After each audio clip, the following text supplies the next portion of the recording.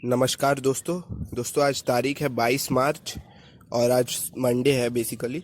तो आज का डेली इंफॉर्मेटिव न्यूज़ शुरू करते हैं।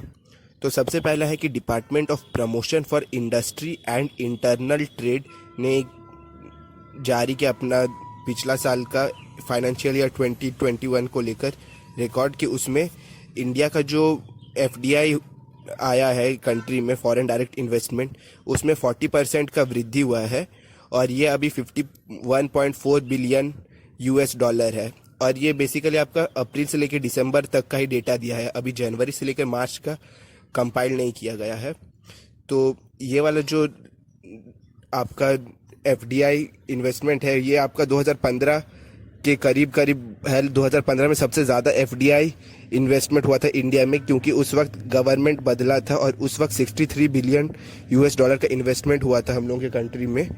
और एक और बात यह है कि यूएस इस साल दूसरा सबसे बड़ा इन्वेस्टर है फॉरेन डायरेक्ट इन्वेस्टमेंट का। पहले यूएस मेनली थर्ड या फिर फोर्थ पोजीशन में रहते थे, लेकिन इस साल यूएस सेकंड पोजीशन पे है आफ्टर सिंगापुर। सिंगापुर रैंक 1 में है इंडिया में इन्वेस्टमेंट करने के मामले में। और ये मेनली पॉलिसी में जो इंडियन गवर्नमेंट ने जो पॉलिसीज़ लाए थे लॉकडाउन के वक्त कि चाइना से जो भी कंपनीज आ रहे हैं उनको यहाँ पे इंसेंटिव्स देंगे, प्लस एक वर्ल्ड में चाइना को लेकर नेगेटिव सेंटीमेंट था, उसके कारण बहुत सारे कंपनीज ने चाइना का जो मार्केट है उसको छोड़ के इंडिया में अपना प्लांट सेटअप किया, मैन्युफैक्चरिंग प्लांट। तो इसका रिजल्ट है कि इतना ज़्यादा एफडीआई इन्वेस्टमेंट हुआ है। सबसे ज़्यादा अगर आप सेक्टर वाइज पूछेंगे तो सबसे ज़्यादा computer and software and hardware में इन्वेस्टमेंट हुआ है, वहाँ पे 24.3 बिलियन यूएस डॉलर इन्वेस्ट हुआ है। और ये बेसिकली आपका पीएलआई स्कीम के अंडर में हुआ है, जो है प्रोडक्शन लिंक इंसेंटिव स्कीम, जो कि गवर्नमेंट ने पिछला साल लाया था 1 अप्रैल से लेकर 30 जून तक के लिए बाहरी कंपनीज को देखते हुए। फिर सेकंड पोजीशन में है कंस्ट्रक्शन एंड इंफ्रास्ट्रक्चर, जिसका 7.1 बिलियन यूएस डॉलर। फिर सर्विस सेक्टर है जो कि हमेशा टॉप में होता था, वो इस साल थोड़ा पीछे हो गया है, जो कि फाइनेंशियल बैंकिंग और आउटसोर्सिंग का होता है सर्विस के अंदर में। इसको इन्वेस्टमेंट मिला 3.8 का।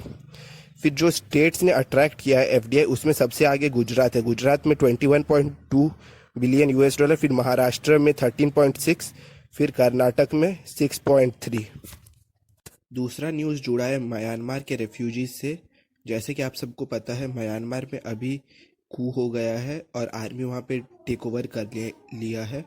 आर्मी बहुत ज़्यादा हार्शली बिहेव कर रहे हैं अपने सिविलियंस के ऊपर। तो म्यांमार के जो आर्मी है उन्होंने अपने पुलिसमैन को कहा था कि जो भी प्रोटेस्ट करे उनके ऊपर डायरेक्ट फायर कर देने, लेकिन बहुत सारे पुलिसमैन ने फायर नहीं किया। तो उन लोगों को अपना जान का खतरा लगा, क्योंकि उन्होंने आर्मी का बात नहीं माना। तो वो इंडिया में असाइलम लेने के लिए आ गए, टू बी स्पेसिफिक मिज़ोरम में।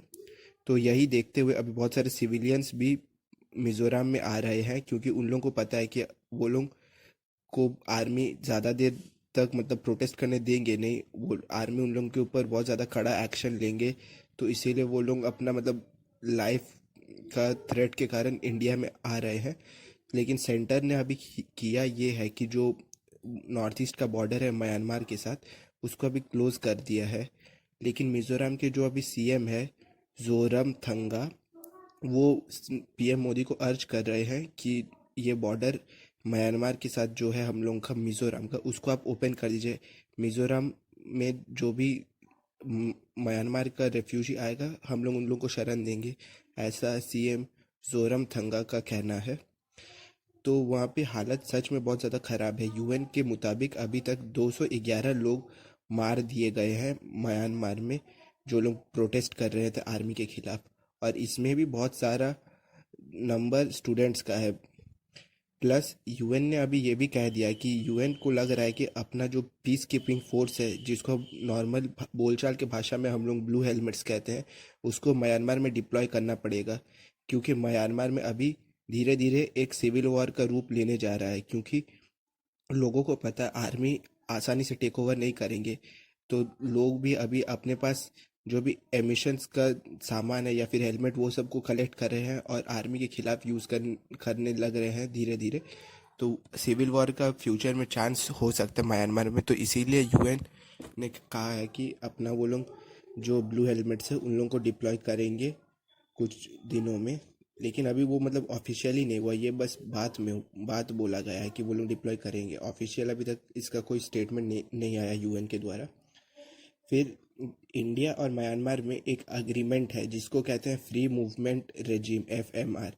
तो इस अग्रीमेंट में हुआ ये है कि जैसे इंडिया और म्यांमार दो आज़ाद मुल्क होने से पहले दोनों एक मतलब ब्रिटिश कॉलोनी हुआ करते थे, तो बहुत सारे ट्राइबल्स इंडिया में भी जो रहते वो म्यांमार में भी रहते थे, मतलब ट्राइबल कम्युनिटी। बाद में जब बॉर्डर बनाया गया तो ये ट्राइबल कम्युनिटी के लैंड के बीच से बॉर्डर बन गया, तो वो दोनों ट्राइबल कम्युनिटी दोनों सेपरेट हो गए। लेकिन बाद में इंडिया और म्यांमार ने ये एफएमआर साइन किया ताकि दोनों जो ट्राइब कम्युनिटी है वो लोग अपने अपने कंट्रीज में प्लस दूसरे कंट्रीज में भी विजिट कर सकते हैं अप टू 16 किलोमीटर। मतलब इंडिया का कोई भी ट्राइब है, चीन कम्युनिटी का फॉर एग्जांपल, वो म्यांमार के 16 किलोमीटर अंदर तक जा सकता है। सिमिलरली म्यांमार का कोई ट्राइब इंडिया के बॉर्डर के 16 किलोमीटर अंदर तक आ सकते हैं।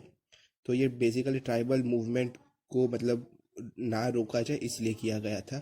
तो सिविलियंस भी अभी देख रहे हैं कि यही सबसे इजी वे है, क्योंकि अभी ये एफएमआर के कारण कोई वीज़ा का कोई ज़रूरत नहीं पड़ता, प्लस कोई बॉर्डर रेस्ट्रिक्शन नहीं है, इसीलिए ये लोग इंडिया में आ रहे हैं। प्लस मोस्टली चीन कम्युनिटी आ रहे हैं जो कि मिज़ोरम में भी रहते हैं और म्यांमार में भी। और सीएम जो जोराहमथंगा है उनका चीन का कम्युनिटी के साथ थोड़ा अफेक्शन है, क्योंकि वो भी उस स्टेट के सीएम है जहाँ पे चीन कम्युनिटी का एक साइजेबल पॉपुलेशन रहता है।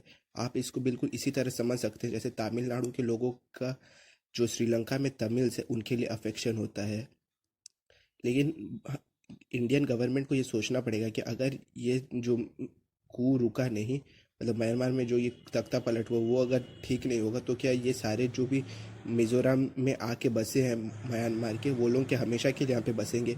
प्लस अगर बहुत ज़्यादा नंबर में लोग इंडिया में आके रेफ्यूजी बन के रहते हैं तो जो नॉर्थ ईस्ट का जो रिसोर्सेज है उसके ऊपर भी बहुत बुरा प्रभाव पड़ेगा। ऐसे ही नॉर्थ ईस्ट में बहुत ज़्यादा ओवर पॉपुलेशन हो गया है बांग्लादेश के लोगों के कारण।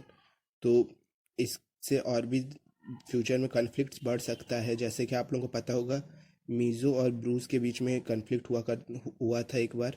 उसी तरह ये फ्यूचर में कन्फ्लिक्ट्स हो सकता है इतना ज़्यादा अगर हम लोग भी मतलब रेफ्यूजीज़ आ गए तो ये इंडियन गवर्नमेंट के लिए बहुत बड़ा चिंता का विषय है कि वो लोग अपना मतलब जो कम्युनिटी है चीन कम्युनिटी उन लोगों का बात सुने और रेफ्यूजीज़ आने दे, या फिर लॉन्ग टर्म को देखते हुए इन लोग को ना आने दिया जाए। और ये भी आप लोगों को देखना होगा कि अगर ये जो भी प्रोटेस्टिंग ग्रुप है वो लोग इंडिया में आ जाते हैं तो बाद में वो लोग अपना जो भी प्रोपोगंडा या फिर जो भी प्रोटेस्ट से रिलेटेड चीज़ है वो इंडिया के थ्रू करेंगे, और इससे इंडिया और म्यांमार का जो रिलेशन है वो ख़राब होगा और इनडायरेक्टली फ़ायदा चाइना उठा लेगा। तो इंडियन गवर्नमेंट के लिए अभी बहुत बड़ा एक सरदर्द है ये रेफ्यूजी क्राइसिस को लेकर। और तीसरा न्यूज़ है सऊदी अरेबिया का सरकारी कंपनी सऊदी अरामको, वहाँ के सीईओ अमीन नसीर ने चाइना में हो रहे चाइना डेवलपमेंट फोरम में ये बात कहा कि सऊदी अरामको का लक्ष्य ये है कि चाइना का जो भी एनर्जी नीड्स है उसको आने वाले 50 सालों तक सऊदी अरेबिया अकेला ही पूरा करे। तो इस बात से आप ये समझ सकते हैं कि सऊदी अरेबिया चाइना का बहुत बड़ा एक मार्केट को आने वाले 50 सालों तक लेना चाहता है। और इससे बेसिकली तभी होगा जब सऊदी अरेबिया और चाइना के जो रिलेशन है वो बहुत ज़्यादा स्ट्रांग होंगे और इसमें यूएस का जैसे इंटरफेरेंस ना हो। जैसे कि आप सभी को पता है जमाल खशोगी के मौत के बाद अभी जो बाइडन ने सऊदी अरेबिया के ऊपर बहुत सारे सैंक्शंस डाले थे, इसके ऊपर एक वीडियो बनाया हुआ है। तो इन सैंक्शंस के कारण सऊदी अरेबिया जो चाइना की तरह अलाइंग हो रहा था वो एक्सेलरेट हो गया है। पहले भी वो धीरे धीरे अलाइंग हो रहे थे चाइना की तरफ, लेकिन अब एक्सेलरेशन बढ़ गया है just because of the sanctions. और आपको ये भी जानना होगा कि चाइना का जो विदेश नीति है वो कितना बैलेंसली है ईरान और सऊदी अरेबिया को लेकर। ईरान में चाइना ने पिछले ही साल 400 बिलियन यूएस डॉलर का इन्वेस्टमेंट किया था, और चाइना और ईरान के बीच में 25 ईयर्स कॉपरेशन प्रोग्राम भी चल रहा है। तो जो 400 बिलियन यूएस डॉलर ईरान में चाइना ने इन्वेस्ट किए थे वो आप समझ लीजिए पाकिस्तान का जो नॉमिनल जीडीपी है लगभग उसके बराबर का है। और जो अभी ये चाइना डेवलपमेंट फोरम में चल रहा है ऑनलाइन कॉन्फ्रेंस, इसमें सीईओज, बहुत सारे नामी नामी सीईओज आ रहे हैं, जैसे इलॉन मस्क, टिम कुक, फिर ये अमीन नसीर, ये सारे बहुत बड़े बड़े सीईओ चाइना में इन्वेस्ट करने के बारे में बात कर रहे हैं। और आप लोगों को ये समझना होगा कि यूएस किस तरह से किसी भी कंट्री के ऊपर सैंक्शंस डाल डाल के उस कंट्री को चाइना की तरफ ढकेल दे रहा है। यूएस लॉन्ग टर्म में ये नहीं देख रहा है कि जिस कंट्री को वो सैंक्शंस डालते हैं वो कंट्री इनडायरेक्टली चाइना का ही अलाई हो जाता है। और आप लोगों को ये बात बता दूं कि सऊदी अरेबिया ने बेल्ट एंड रोड इनिशिएटिव जो चाइना का है उसको ज्वाइन किया है। बेल्ट एंड रोड इनिशिएटिव को बेसिकली साउथ एशिया में दो कंट्रीज ने ज्वाइन नहीं किया। साउथ एशिया मतलब जो इंडियन सब कॉन्टिनेंट है, तो ये दोनों कंट्रीज है इंडिया और भूटान। ये दोनों कंट्रीज ने बेल्ट एंड रोड इनिशिएटिव को ज्वाइन नहीं किया।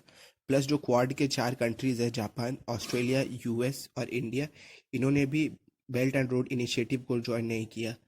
लेकिन यूएस का जो अलाई सऊदी अरेबिया, उन्होंने बेल्ट एंड रोड इनिशिएटिव को ज्वाइन कर लिया। तो इससे हम लोग को ये पता चल रहा है कि यूएस ने सऊदी अरेबिया के ऊपर थोड़ा सा भी तब प्रेशर नहीं डाल पाए कि वो जैसे इसको ज्वाइन ना करे, क्योंकि तब यूएस उतना लॉन्ग टर्म में सोच नहीं रहे थे जैसे अब वो लोग सोच रहे हैं। लेकिन अभी भी वो अपने ही पैर में कुल्हाड़ी मार रहे हैं, क्योंकि वो सारे कंट्रीज के ऊपर सैंक्शंस डालते हैं और वो कंट्रीज हर बार की तरह चाइना का अलाई बन जाता है। प्लस चाइना का एक कंपनी है, वो सऊदी अरेबिया में दुनिया का सबसे बड़ा ऑयल फायर्ड पावर स्टेशन बनाने वाला है। और वो बेसिकली यानबू में बनाएगा। ये एक तो सऊदी अरेबिया का पोर्ट सिटी है। और चाइना ने 667 मतलब 667 मिलियन का कॉन्ट्रैक्ट साइन किया सऊदी अरेबिया में 5,000 घर बनाने के लिए रियाद में। तो 667 मिलियन का कॉन्ट्रैक्ट एक बड़ा अमाउंट है। और ये बेसिकली सऊदी अरेबिया में 5,000 घर बनाने के लिए रियाद में चाइना ने साइन किया है। और आप लोगों को ये बात भी जान के हैरानी होगा कि सऊदी अरेबिया के पास एक स्ट्रेटेजिक मिसाइल फोर्स है, जिसको वो लोग कहते हैं royal Saudi strategic missile force. जैसे ईरान का एक अपना मिसाइल प्रोग्राम है, उसी तरह इन लोगों का। लेकिन फ़र्क इतना है कि ईरान जहाँ पे अपना मेहनत करके सब कुछ करता है, लेकिन सऊदी अरेबिया और यूएई जैसे कंट्रीज़ बाकी दूसरे कंट्रीज़ को पैसा दे देते हैं और वो लोग उनके लिए मिसाइल या फिर सैटेलाइट ये सब बना के उन लोग को दे देते हैं। तो अभी सऊदी अरेबिया यूएस का इतना बड़ा एलाई था पास्ट से, लेकिन यूएस ने उनको कोई भी मिसाइल ये सब सप्लाई नहीं किया था। लेकिन चाइना ने उनको 2 मिसाइल दिया था, और ये दोनों चाइना में बनाए गए मिसाइल है। पहला मिसाइल है DF-3 और दूसरा है DF-21। ये दोनों चाइना के द्वारा बनाया गया मिसाइल। और अभी चाइना सऊदी अरेबिया को यूरेनियम एनरिचमेंट के बारे में भी बता रहा है। प्लस इकोनॉमिक कोऑपरेशन अग्रीमेंट भी हुआ था 2019 में चाइना और सऊदी अरेबिया के बीच में, जिसमें उन्होंने 28 बिलियन US डॉलर का इन्वेस्टमेंट का बात कहा था। और सऊदी अरेबिया और चाइना का रिलेशन अभी इस तरह हो गया है कि सऊदी अरेबिया चाइना को ऑयल बेचता है। चाइना उस ऑयल के बदले में सऊदी अरेबिया को पैसा देता है। बाद में वही पैसा में से कुछ अमाउंट सऊदी अरेबिया चाइना को वापस देता है, ताकि वो लोग उन लोगों के जो भी साइंस से रिलेटेड चीज़ है, जैसे कि यूरेनियम एनरिचमेंट या फिर मिसाइल डेवलपमेंट, सैटेलाइट डेवलपमेंट, ये सब उनके कंट्रीज़ में बताए और सिखाए। तो इसी के साथ चाइना और सऊदी अरेबिया का जो रिलेशन है वो आने वाले सालों में बहुत ज़्यादा बढ़ेगा। इंडिया कर ये सकता है कि इंडिया अपने जो भी डिफेंस रिलेटेड इक्विपमेंट है वो सऊदी अरेबिया को सप्लाई करे, क्योंकि आप लोगों को पहले के वीडियो में जैसे बताया हूँ, यूएस ने जो भी डिफेंस रिलेटेड डील था सऊदी अरेबिया का उसको कैंसिल कर दिया है। तो इंडिया के पास अभी मौका है कि सऊदी अरेबिया को वो अपना made in India defence supply करे और इंडिया डिफेंस रिलेटेड इंडस्ट्री में एक अच्छा अपना बायर को पकड़ ले, सऊदी अरेबिया को। और चाइना को टैकल करने के लिए इंडिया को यूएस को ये समझाना पड़ेगा कि आप किसी भी कंट्री के ऊपर डायरेक्ट सैंक्शंस नहीं लगा सकते हैं, क्योंकि आप जिसके ऊपर भी सैंक्शंस लगाते हैं वो डायरेक्ट चाइना के अंडर में चल जाता है। जैसे रशिया अभी चाइना से इतना ज़्यादा क्लोज हो गया है कि रशिया अपना जो भी ऑयल या फिर मिनरल गैस है वो चाइना में बहुत ज़्यादा चीप कॉस्ट में सप्लाई करता है। प्लस चाइना उन लोगों से अपना जो डिफेंस रिलेटेड इक्विपमेंट है वो भी परचेज करते हैं, मतलब रशिया से। और उन लोगों को कोई यूएस सैंक्शंस का भी डर नहीं है चाइना को। तो ये यूएस को ओपन चैलेंज है चाइना को लेकर।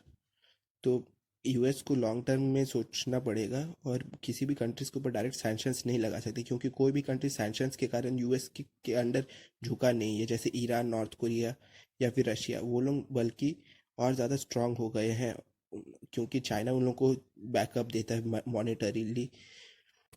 और इसी के साथ ये वीडियो का एंड करता हूँ। होप करता हूँ आप लोगों को ये वीडियो अच्छा लगा होगा। अगर आप लोगों को इस वीडियो से कुछ सीखने को मिला हो या फिर आप लोगों का कोई डाउट क्लियर हुआ हो तो आप कमेंट में बता सकते हैं। और अगर आप लोगों का कोई कंस्ट्रक्टिव क्रिटिसिज्म है आप वो भी कमेंट में लिख सकते हैं। कोशिश करूँगा उस क्रिटिसिज्म को पढूं और ठीक करने का। इसी के साथ